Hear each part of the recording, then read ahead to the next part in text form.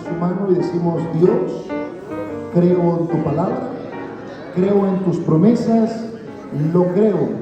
Y hoy un milagro recibiré. ¿Cuándo? Hoy. Pueden sentarse, pónganse cómodos.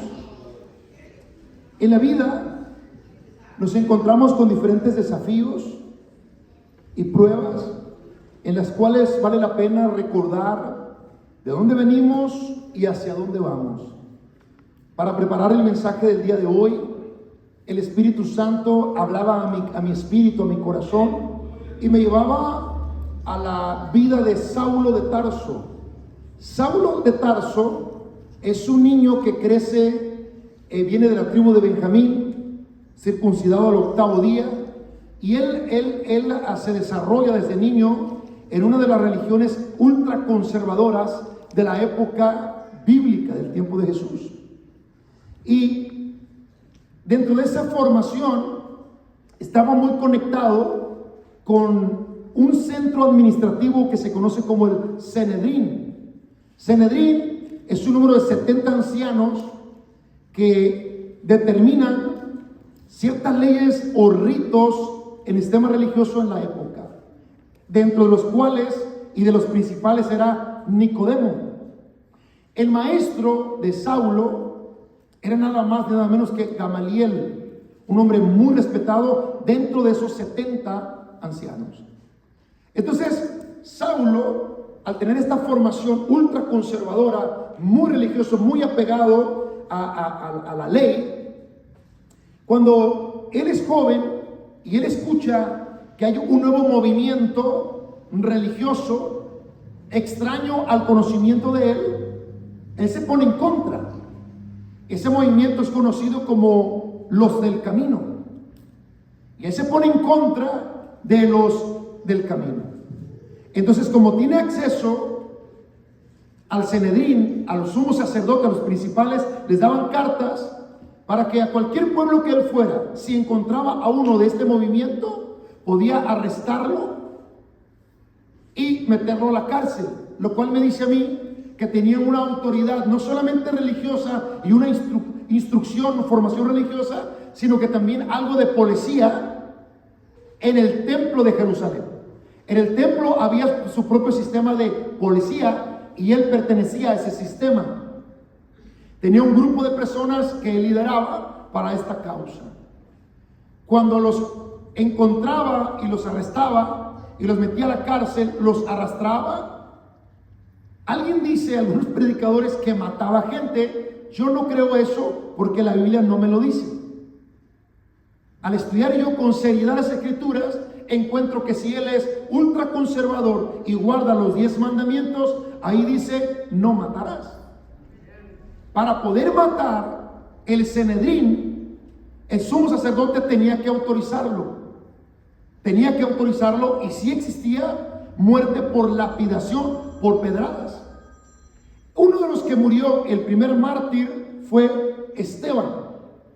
Saulo estuvo ahí observando y mirando cómo este movimiento que se iniciaba, que empezaba, los del camino, capturaron a uno llamado Esteban y lo mataron. Pero este nuevo movimiento no era más ni nada menos que el cristianismo.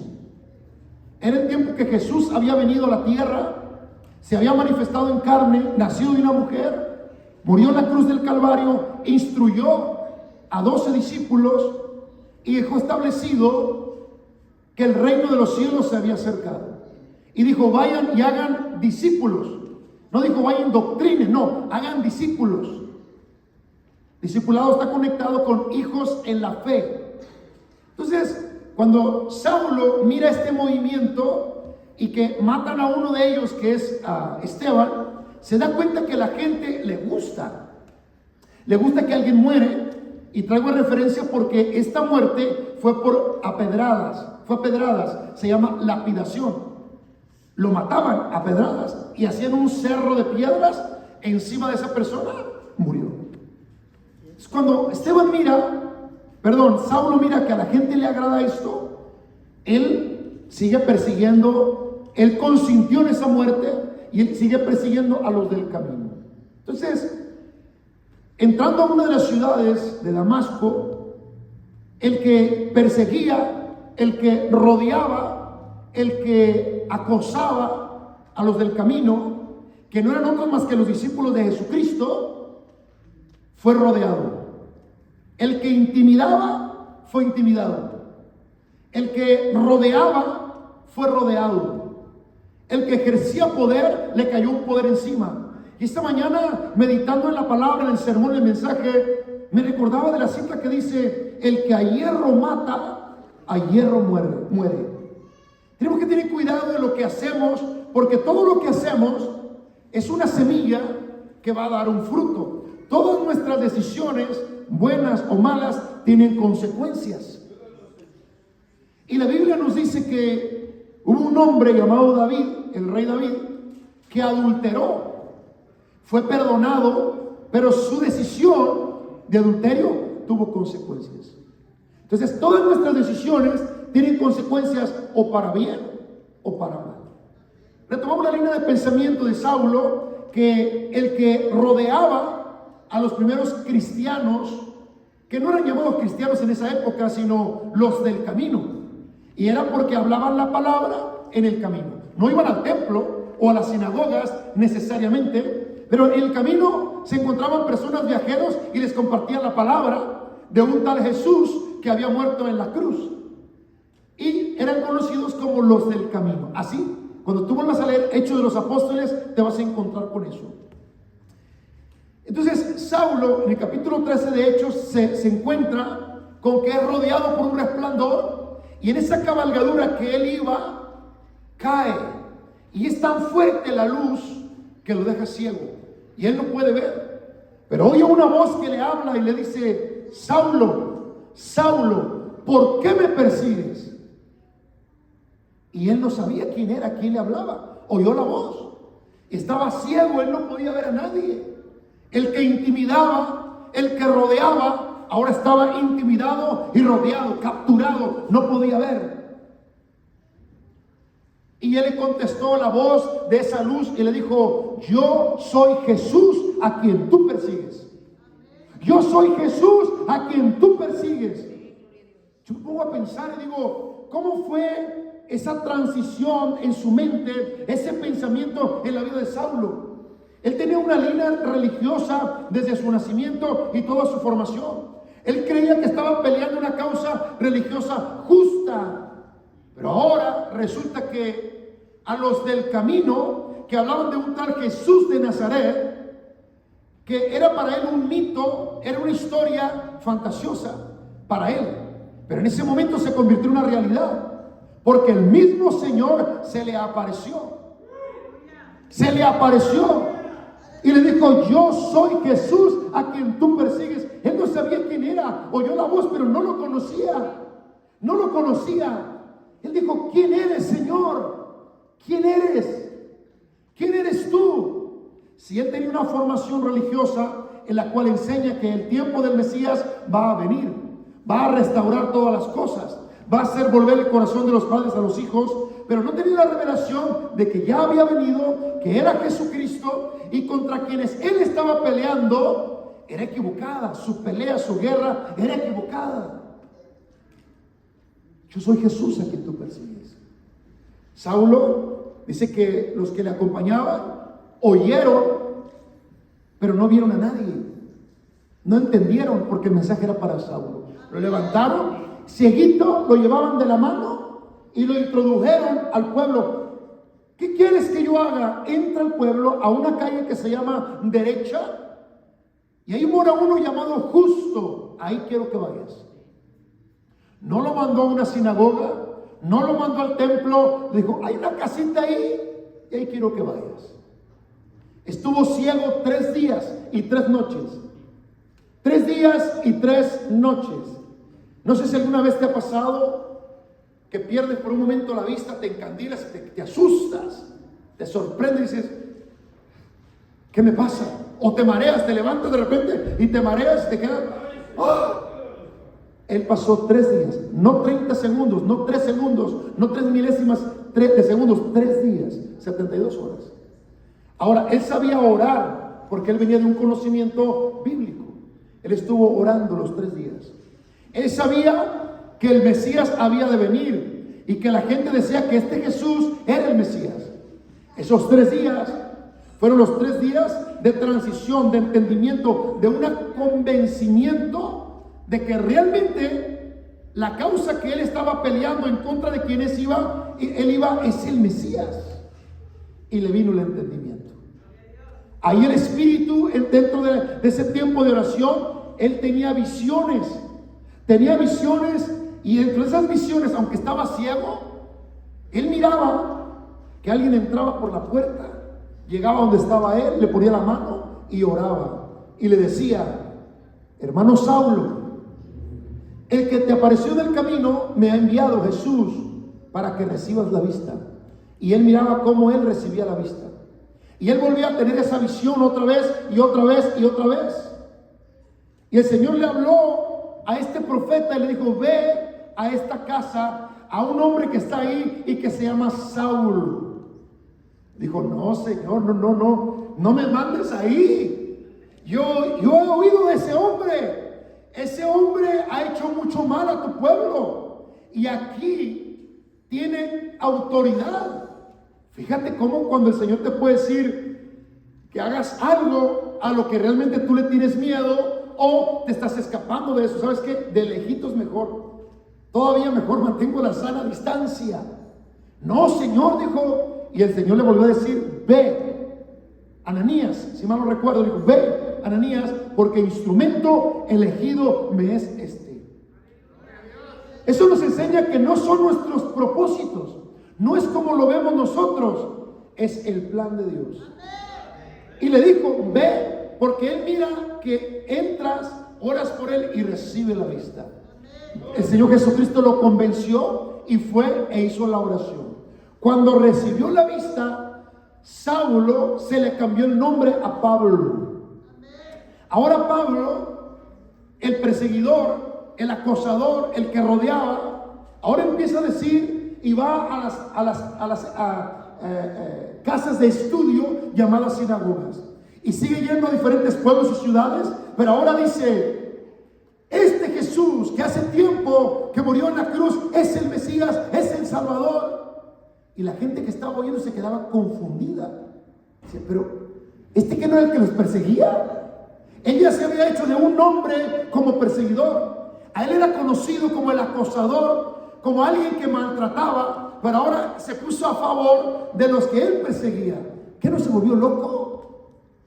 Por lo tanto, él ya no podía continuar en los territorios de Jerusalén y alrededor por esta mala fama. Entonces toma una decisión y él dice: ok, me voy a ir a los gentiles, voy a ir a un territorio donde no soy conocido por mi mala fama, por explicarlo de una manera sencilla.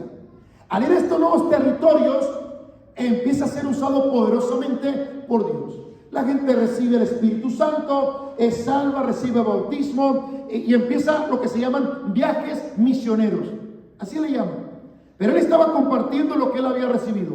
Y más tarde él escribiría y diría: yo como un abortivo también miré al Señor, hablando de la experiencia cuando fue cegado. Como un abortivo, porque todavía no había nacido de nuevo, era un perseguidor y miró o escuchó a Jesucristo. A su nombre. ¿A dónde nos lleva esta historia?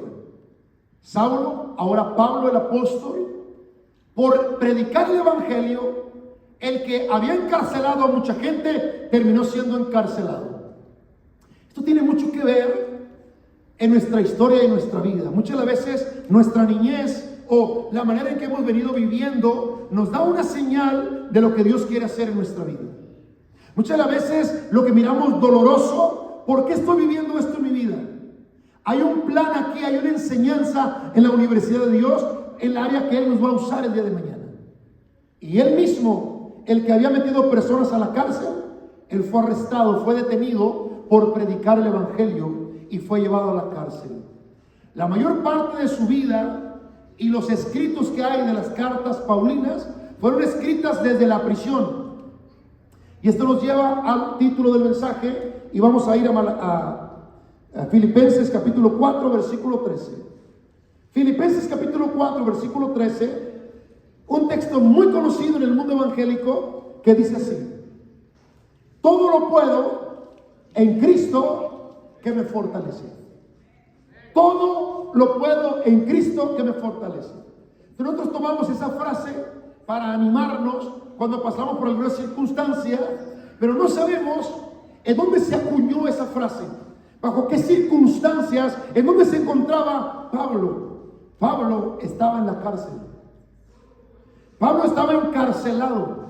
En el contexto que él escribió esta frase, estaba encarcelado, estaba preso, estaba limitado y nunca más lo dejarían libre, nunca más. Pero él da un mensaje para el sermón de hoy: sigue adelante con lo que tienes y donde estás. Levántate y sigue adelante, porque es un escalón en tu vida. Donde tú te encuentras es un escalón.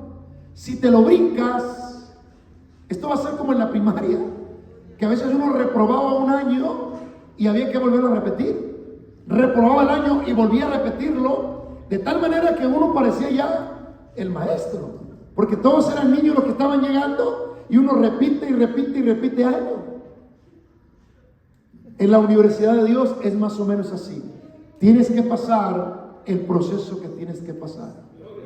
¿Qué es en tu vida lo que te duele, lo que te molesta, lo que te hace enojar?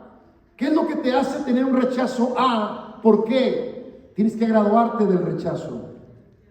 Tienes que sacar una maestría en el rechazo, entenderlo, conocerlo, manejarlo. Si no, no podrás graduar esa clase. Tienes que pasarlo. Y Saulo tuvo esos procesos y nos enseña algo aquí. Ahora, hubo momentos muy difíciles en su vida. Hubo momentos en que él también dijo: temía por mi vida. Cuando estuvimos bajo estas circunstancias, temimos por nuestra vida. Tuvo miedo a morir. Pasó cosas como nosotros. Uno dice: ya está, me van a correr de la empresa. Ya está, mi matrimonio está en crisis. Ya está, mis hijos ya no me quieren hablar, no quieren saber nada de mí. Ya está. No, es un proceso. Hay un proyecto de Dios ahí. Está la mano de Dios ahí. Él está obrando en ese escalón, en ese semestre de la universidad de Dios. A su nombre. Es como cuando uno, ahí en el rancho andaba uno caminando y se clavaba una espina. Y uno decía: no la toques, no la toques, me duele. Sí, pero si no te la quito, te va a infectar. Es peor. Y hay de sus hermanos o primos que de repente, mira, nomás déjame mirarla de cerca. Y se acercaba y ¡pum!, de repente la jalaba. ¿Cuántos eran así?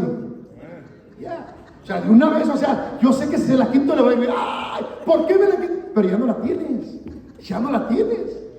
O el jeringazo, ¿verdad? A ver, cuenta hasta 3. 1, 2, ¡pras! A la primera, a la segunda. Me dijiste que contara hasta 3. Pues sí, pero ya, ahí va. Para agarrarte relajado. Entonces, en el proceso de Dios hay cosas que nosotros consideramos dolorosas, pero ese dolor es lo que nos va a ayudar para forjar nuestro carácter. Saulo de Tarso tenía una filosofía o una convicción. Durante esos procesos que él iba avanzando, que él iba caminando en la vida, él tenía esta frase: olvidando lo que queda atrás, me extiendo hacia adelante. Olvidando lo que queda atrás, me extiendo hacia adelante. Yo digo, hay cosas que no puedo olvidar. Sí, no lo puedo olvidar, pero puedo sanar. Puedo recordarlas y que ya no me duelan. Habla de ese olvidando lo que queda atrás, me extiendo hacia adelante a la meta del supremo llamamiento que es en Cristo Jesús. A su nombre, gloria. A su nombre, gloria. Es muy interesante esta palabra porque Pablo, el apóstol, el veterano, el hombre que fue al tercer cielo, vio cosas inefables, tuvo profundas revelaciones. Una de ellas está en 1 Corintios 8, que es el tema 7, que es el tema del matrimonio. Pablo, que no se casó, que no tuvo suegra, le fue bien. Pablo habla acerca del matrimonio y nos da una cátedra en 1 Corintios 7. Cada marido tenga su propia mujer, cada mujer tenga su propio marido, y explica. Y en una ocasión, sacando el tema para nuestra conferencia de matrimonios, me vino este entendimiento: pero si él no tuvo mujer, ¿de dónde escribió esto? El Señor le reveló. Eso nos enseña que hay cosas que no tenemos que vivir como dice el mundo, vive el mundo y vive la vida para que aprendas y enseñes. No, hay cosas que Dios nos va a revelar en su palabra. A su nombre. Hay cosas que no tienes que vivirla, Él te lo va a revelar en su palabra.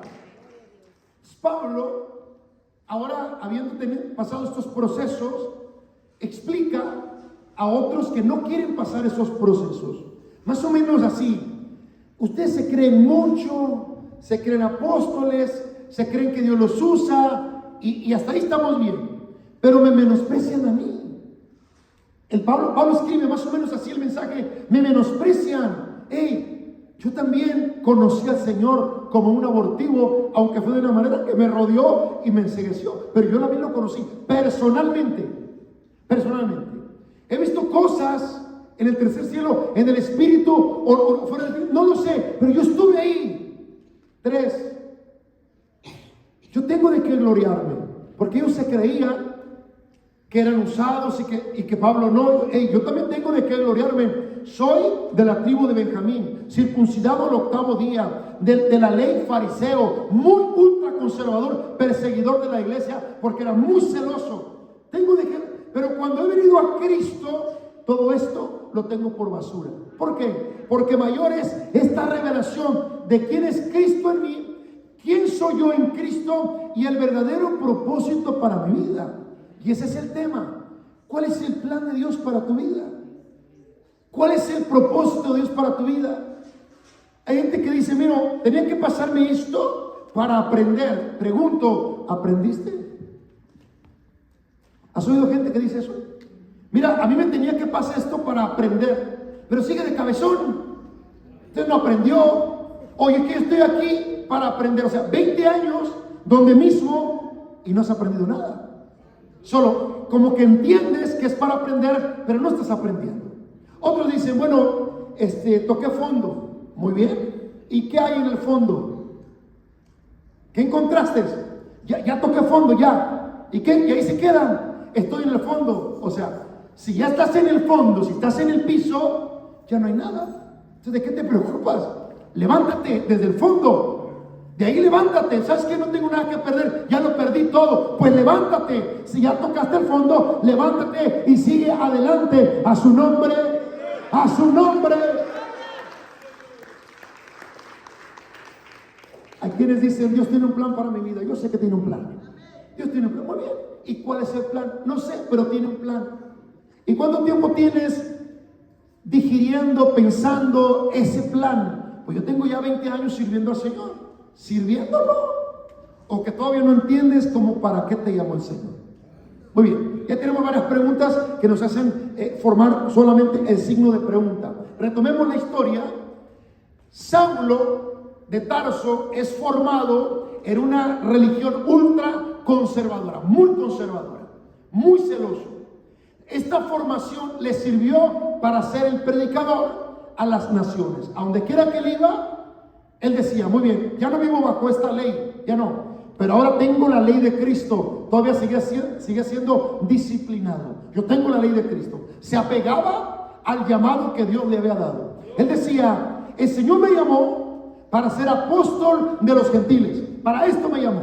Él tenía claro que lo que él había vivido, de donde él venía, era parte de la preparación para lo que él iba a hacer. De niño, a lo mejor tú te recuerdas estar solo, sentirte inseguro, y eso te marcó. Es una enseñanza para que cuando tú conoces una persona insegura y está marcada, tú le puedes dar una palabra y decirle: mira, ven por aquí. ¿Y tú cómo sabes? Ya pasé por ahí. Este camino ya lo conozco. Es oscuro, sí, pero no te preocupes. Hay una luz que se llama Jesús. Lo vamos a pasar juntos. Yo voy contigo. Y vamos a ayudar personas para que pasen procesos de los que nosotros ya pasamos. Parte de nuestro llamado está conectado con nuestra niñez, con nuestra adolescencia. ¿De dónde venimos? ¿Por dónde pasamos? ¿Cuántas cosas miramos? Y algunos tenemos miedo en algún momento de la vida y decimos: yo no quiero hablar de eso. Tienes que pasar ese examen. Por eso el tema de hoy dice: sigue adelante. ¿Desde dónde? De donde te quedaste. Ahí donde te quedaste, sigue adelante.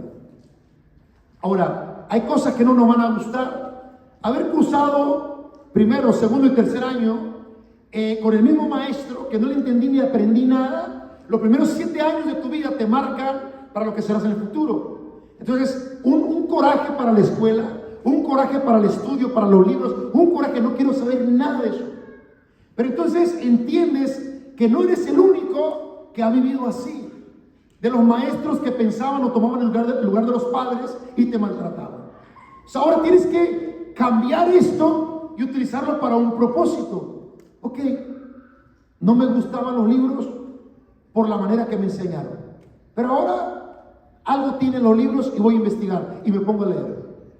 ¿Sabes qué? No me gusta la escuela porque hay mucha bronca con el maestro, pero no es el único, debe haber otros mejores maestros y buscamos esos mejores maestros en la vida también, no solamente en la escuela, sino en la vida.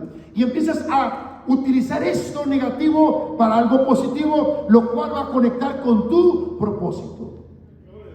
Y no pasaste toda la vida, no me ayudó mi maestro, mi papá me dijo esto, mi mamá me dijo lo otro. Rompe con esos esquemas, rompe con eso. Saulo podía haber dicho, bueno, si mi religión no me explicó que este es el Mesías, me decían, viene el Mesías, estas son las características, las conocía. Pero cuando llegó, ni sus líderes ni él entendieron. Él podía haberse amargado. Él podía haberse amargado. Él podía haber dicho, ¿sabes qué? Yo no quiero continuar con esto, me alejo de esto. Entonces, no, él entendió que hay un propósito para su vida. Hay un plan de Dios para su vida. Y yo te digo hoy, hay un propósito para ti. Hay un propósito para tu vida. Levántate y sigue adelante del dolor, de ese semestre, de esa condición. Es que yo así soy, ya soy así. ¿Cómo así? A ver, paremos de otra vez las preguntas. ¿Cómo así eres así? ¿Cómo? Descríbete. Porque a veces decimos a manera de excusa, yo soy así. Pero ¿cómo eres en realidad? ¿Te conoces? Mírate en el espejo. Pon tu corazón en el espejo de la Biblia. Pon tu corazón y lo que has vivido en el espejo de tu pasado y haz un poco de reflexión. ¿Cómo eres? A lo mejor no te conoces porque hay áreas de ti que no has sacado, que no has hablado, que no has compartido. Sabes que hay un Cristo de poder. Sabes que Él hace nuevas todas las cosas. Sabes que Él cambia el corazón y cambia la vida. Pero al momento de abrirle el corazón esa área, dices, no, esto duele. Es como la espina, lo mismo de niños, pero se vuelve a repetir. No me toques esa área porque me duele. Si no te quito esa espina, si no te quito esa sandijuela, si no te quito ese mosco, te va a chupar la sangre. Y ahí estás con ese mosco pegado, con esa sandijuela. Algunos jóvenes no saben lo que es sandijuela, pero hay unos ríos en unos pueblos pintorescos allá y un agua de color verde muy bonita, que hay unos animalitos que se pegan en la piel y hasta se pueden penetrar acá adentro y te pueden infectar.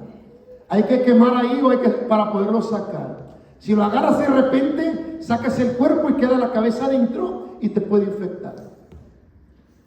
Parecido a las albercas de hoy en día.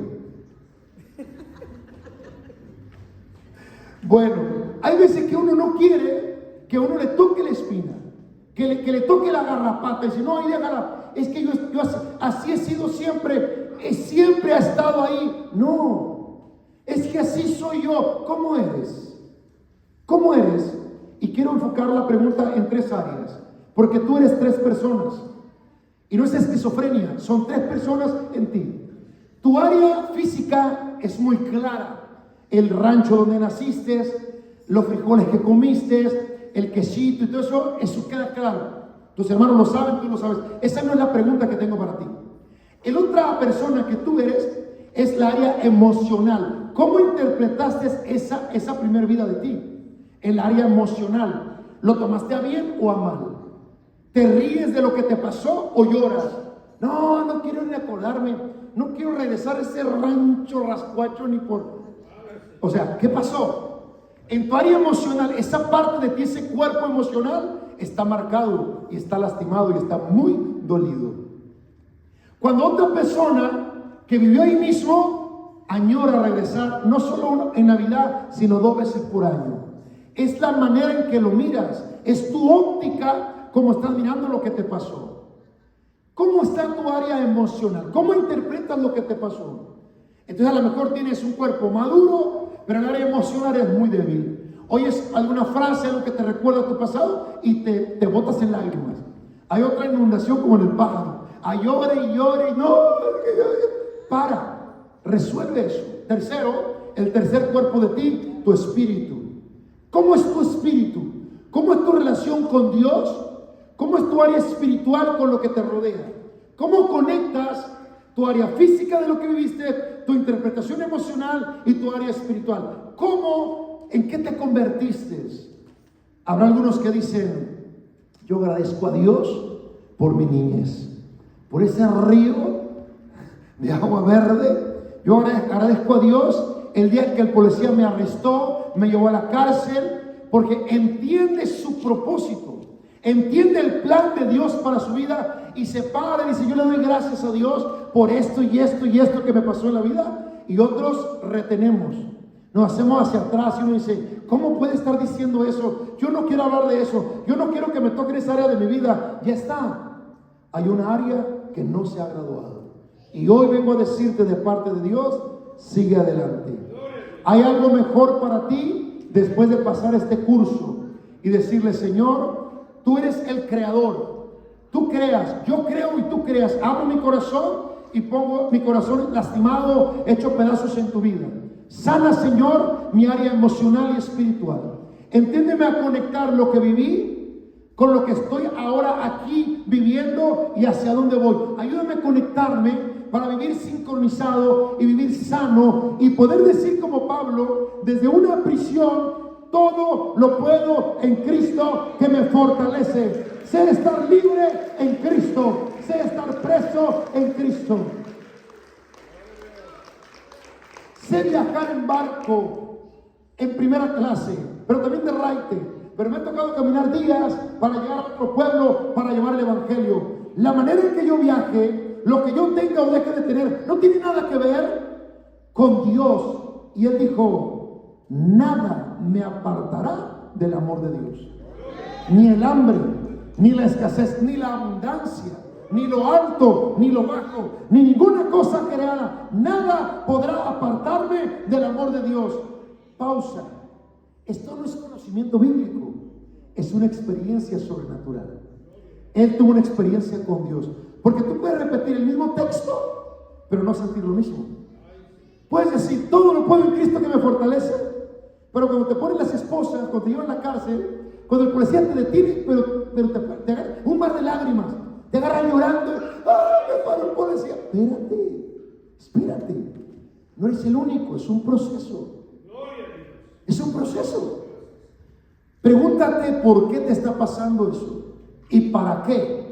¿Cómo para qué me está pasando eso? Y vas a encontrar formación, carácter, vas a encontrar convicción, vas a encontrar la mano de Dios, que Él todo lo ve, todo lo sabe y en todo lugar está. Y si Él todo lo sabe y Él sabe lo que me está pasando, Él lo permite. Y si Él lo permite, Él tiene un plan para mi vida.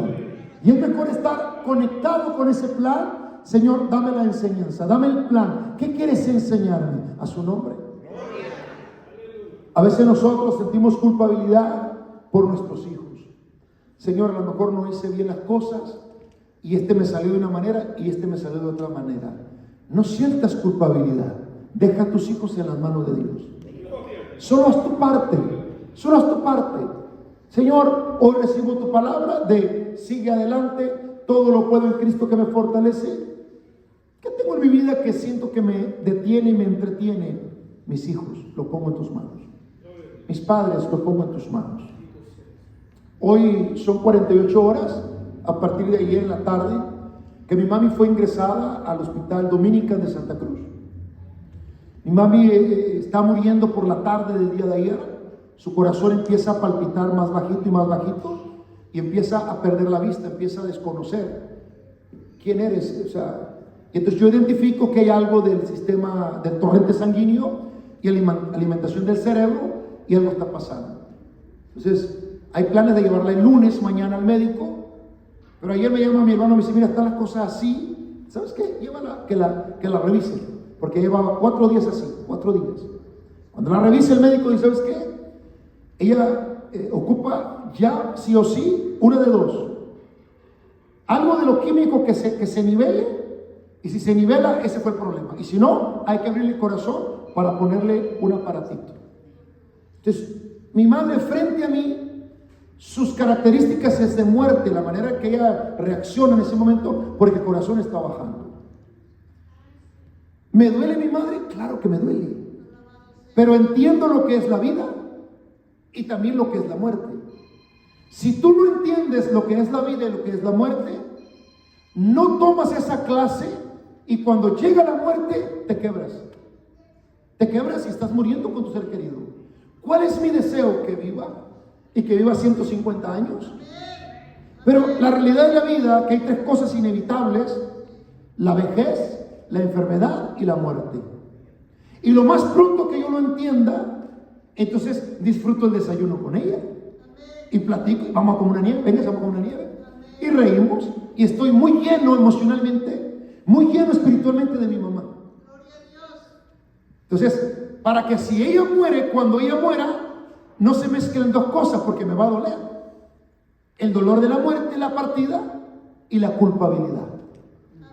Entonces muchos hijos sienten mucha culpabilidad, lloran porque la madre está enferma, pero más que el dolor de la madre es la culpabilidad, que no le dan un vaso de agua.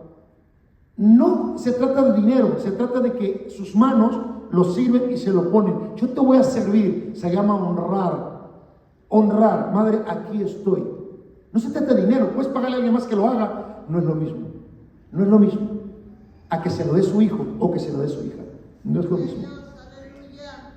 Gracias a Dios por la tarde hubo un poco de estabilidad y llegó al mínimo de toda la crisis del riesgo, y así pasó la noche. Esta mañana no sé cómo están las cosas, no me han notificado. ¿Por qué te cuento esto? Porque yo también estoy en la vida como tú, con corbata, pero por la prédica de hoy, pero ya mañana me la quito para la radio. Pero estoy en el mismo barco que tú. También tienes padres, tuviste tus padres, hermanos, hijos, pero ¿cómo interpretas las cosas? ¿Cómo lo interpretas?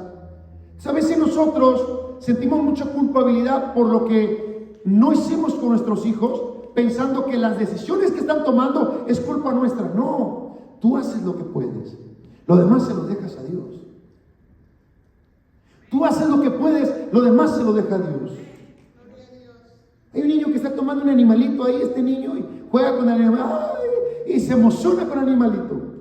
Entonces otro niño va y ese mismo animalito lo agarra y ¡plas!, lo revienta. Mira qué diferentes.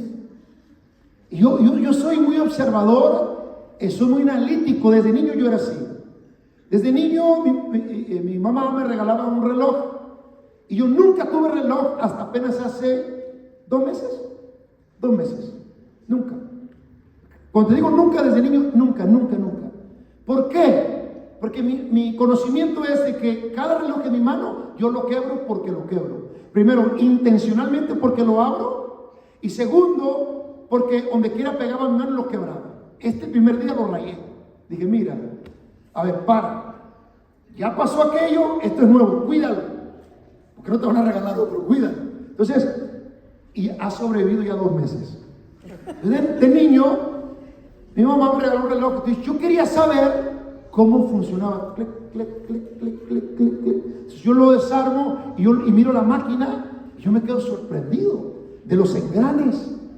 A ver, déjame, pero mis manos son muy grandes, no tengo la herramienta, yo no tengo la herramienta para poderlos trabajar. Si yo te los desarmo, pero no los puedo armar. No puedo. ¿Por qué me falta? La herramienta. Entonces te vas quedando con eso desde la niñez hasta la juventud. Y muchas cosas soy analizador, o sea, estoy observando cómo funciona el matrimonio. En 1992 reunimos la primera grupo de matrimonios en Tijuana para darles una conferencia, porque tengo esa pregunta: ¿cómo funciona el matrimonio? Igual que niño, ¿cómo funciona el reloj?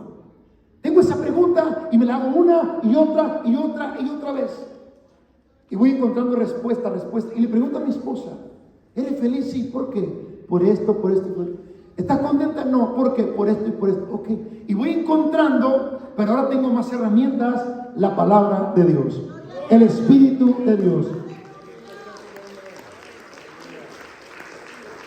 Y me gusta leer, busco libros, porque lo que no podía hacer, ahora digo, bueno, no quiero leer. Ahora digo, leer es importante, voy a aprender a leer. Y me compro libros y de repente van llegando un montón de libros y dice mi esposa, ¿y esto qué es? Compré otro puño de libros. Y compré otro puño por cajas de libros. ¿Por qué? Quiero ver cómo funciona la vida, las personas, como el reloj. Llegué a tener una bolsa así de relojes, todos despedazados. Pero un día encontré, tenía yo refaccionaria, no sabía que se llamaba así, refaccionaria, partes para relojes, y empecé a cambiar las presillas de los lados, o ponerle de un color de un lado y otro color de otro lado. Bueno, te lo armé, ahí está, no te voy a cobrar, pero yo feliz de poderlo hacer, de experimentar. Voy a la electricidad en la secundaria y empiezo, ¿verdad? Unas pinzas para 4 alumnos. No había herramientas. No había herramientas para los relojes, para la electricidad. Ahora, a ver, necesito herramientas.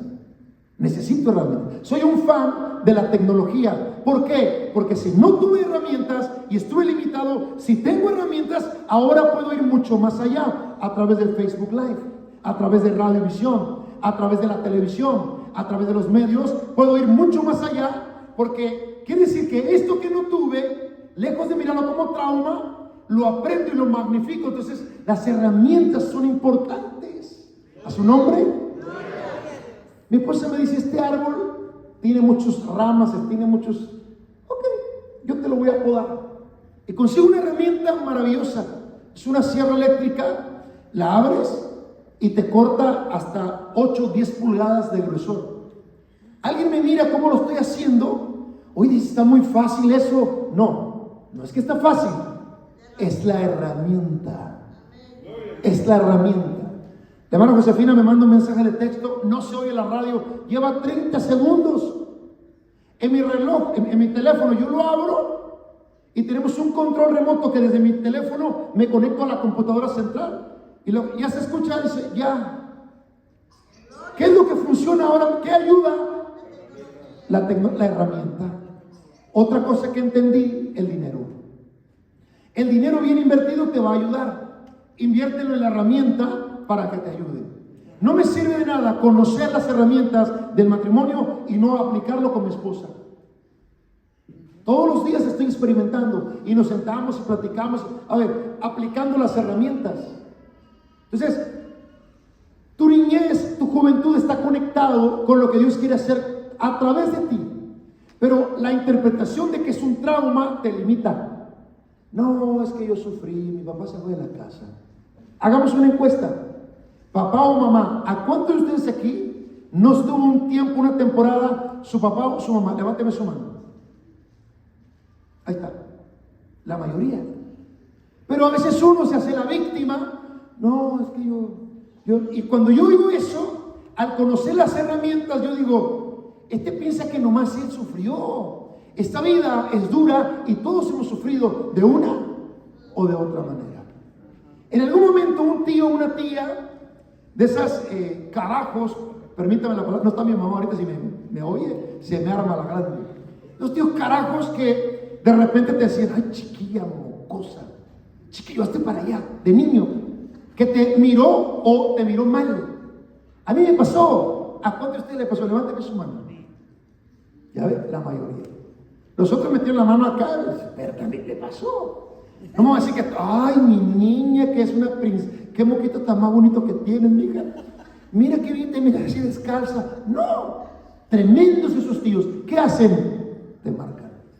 Pero ahora estamos en la nueva herramienta, la vida en Cristo, que Él dice, he aquí, yo hago nuevas todas las cosas.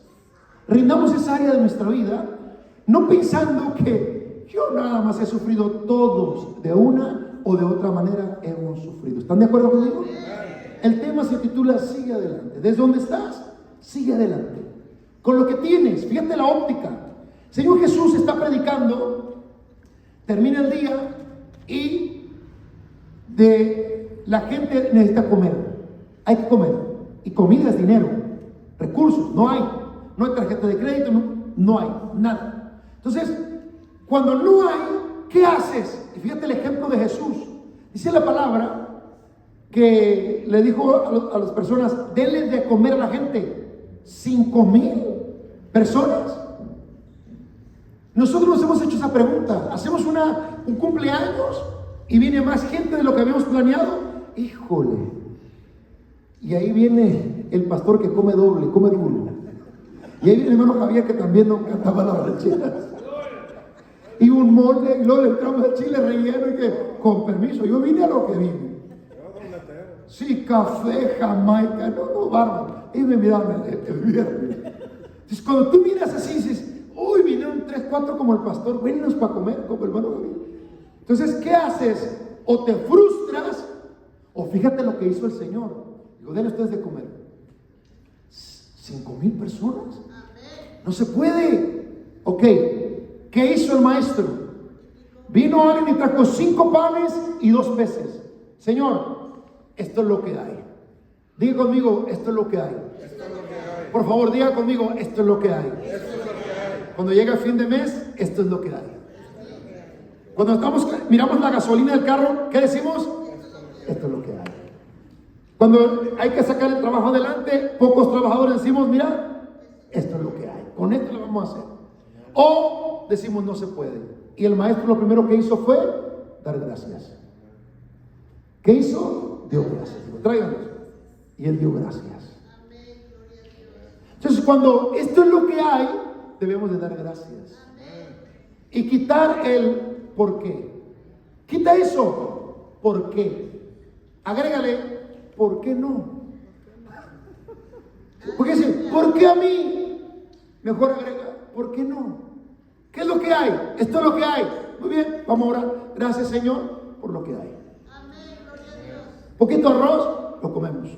Unas papas, lo comemos. 2, 3 huevitos, bueno, ahí lo arreglamos. Y a ver, muchachos, cada quien un palillo, y el que coma más rápido, vamos, y lo que no, me quedo yo. Fíjate. Pero hay que trabajar ¿con qué? Con lo que hay.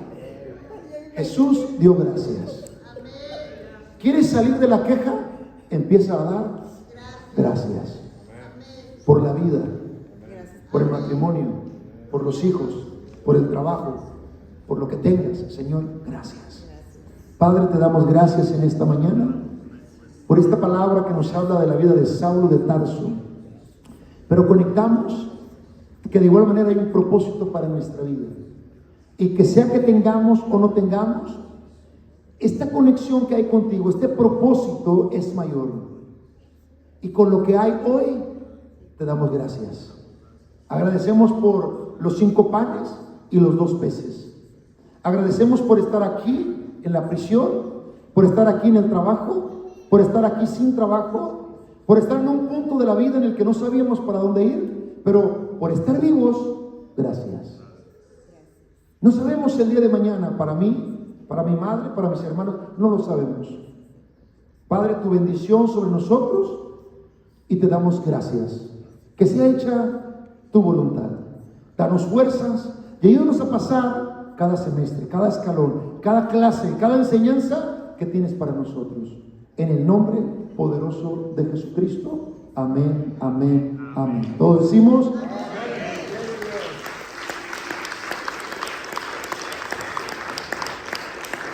el apóstol Pablo era un hombre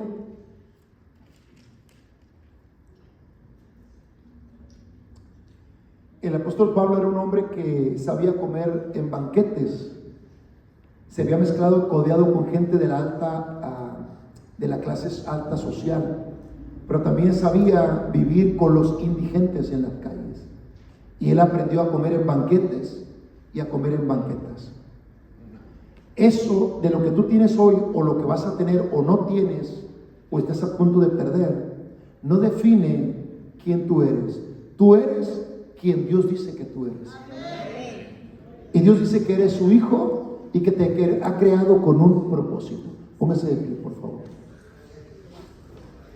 Déjeme cerrar porque me acaban de mandar el mensaje para hablar con los enfermeros y mirar el punto de algo del marcapaso de mi mami, que yo soy el autorizado. Me dijo mi mamá, me dijo, quiero que tú decidas sobre mí. Diga, yo, ¿por qué yo? Porque yo sé lo que te digo, quiero que tú decidas. Bueno, por alguna razón, las mamás saben, saben lo que saben. Yo sí. Dios bendiga a las mamás. Y lo que nos toque hacer, o lo que no nos toque hacer, hay que hacerlo lo mejor posible. Amén. Lo que nos toque hacer. Levante su mano, oramos. Amado Padre, te damos gracias por esta mañana. En medio, Señor, de las pruebas y de las luchas, seguimos adelante. Recordando nuestro pasado, entendemos que hay una conexión con el propósito que tienes para nosotros. Hoy tu palabra nos hace reflexionar sobre cada examen, cada clase que tenemos que pasar. La gloria, la honra es para ti. Padre, en esta hora pongo mi mami en tus manos, antes, hoy y mañana, porque sabemos que en ti todos nuestros tesoros están asegurados y que tú tienes el mejor designio para nosotros. La vida y la muerte están en tus manos, Señor. A nosotros danos fuerzas, danos sabiduría y que podamos, con lo que tenemos, dar gracias. Bendice, Señor, a tu pueblo esta mañana. Bendice su finanza, su familia, su hogar. Toda herida ha sido sanada por la palabra. Todo punto ciego que no se captaba, que no se entendía, ahora hay visión hacia adelante en el nombre poderoso de Jesucristo. Y como el apóstol Pablo podemos decir, todo lo puedo en Cristo que me fortalece. Amén, amén, amén.